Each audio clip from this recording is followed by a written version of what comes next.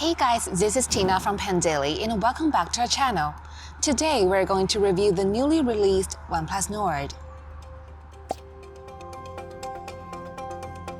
The beautiful marble blue color was what initially drew me to the phone, as not a lot of smartphones come in this trendy color, but it comes at a price. It easily picks up fingerprints.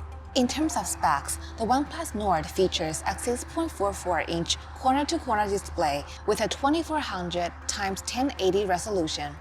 The display also has a 90 Hz refresh rate, so if you have high standards for smooth interactive user experience, then you're going to love this phone. Compared to iPhone's 60 Hz refresh rate, you will notice a distinct difference when you switch from OnePlus Nord to iPhone in terms of web browsing and mobile gaming. The phone has a sliding button for switching between normal mode, vibrate mode, and silent mode. Personally, I really enjoy this slider since it's easy to find and gives me 3 different modes to choose from. At the bottom of the phone, we have a SIM card tray, a USB Type-C port, and a speaker. The speaker is decent, however, this phone doesn't feature a stereo speaker, meaning that when you are watching videos, the sound is only coming from one side of the phone compared to a stereo speaker. Also, the position of the speaker makes it easy to block if you aren't careful. Inside this phone, we have a large 4115 mAh battery that supports 30-watt warp charging. If you only use this phone for messaging and listening to music, you can use it up to 2 days without charging. The OnePlus Nord also has a Snapdragon 765G inside with up to 12 GB of RAM and up to 256 GB of storage, meaning it can handle medium-sized games and daily tasks pretty well. However, it doesn't allow for expandable storage, so you can't insert external memory cards into the phone to expand storage space.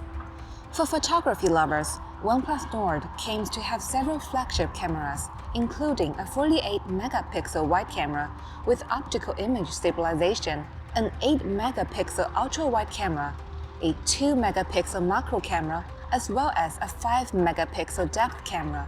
However, after taking some photos with this phone, I don't think their cameras are good enough to be called flagship, but it's good enough for most people.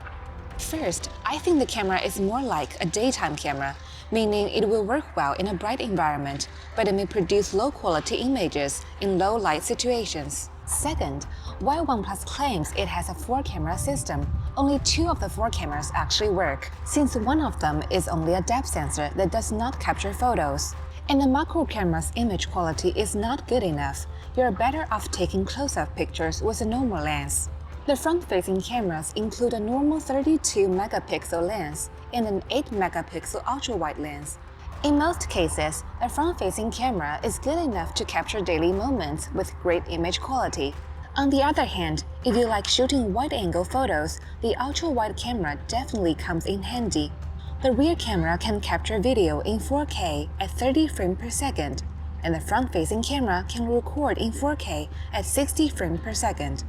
I think OnePlus is trying to push itself toward 4K at 60 frames per second, but since the rear camera has image stabilization that takes up a lot of processing power, while the front-facing camera does not, they choose to keep the back camera at 30 frames per second. In short, the OnePlus Nord positions itself between the mid-range phone and flagship phone.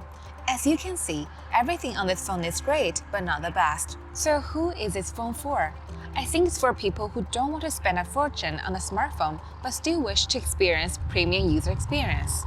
When we think about smartphones around $400, I think the user experience is pretty mediocre.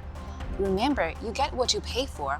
Then, the OnePlus Nord comes in and claims itself it has premium user experience while having the same price. Once people move to OnePlus and they like the product, they are more likely to purchase the company's premium phones, such as OnePlus 8 Pro. That's all we have for you guys today. If you like this video, don't forget to give us a like and share it with your friends. If you haven't subscribed to our account already, please do so if you want to see more videos about China's technology and business. See you next time. Bye!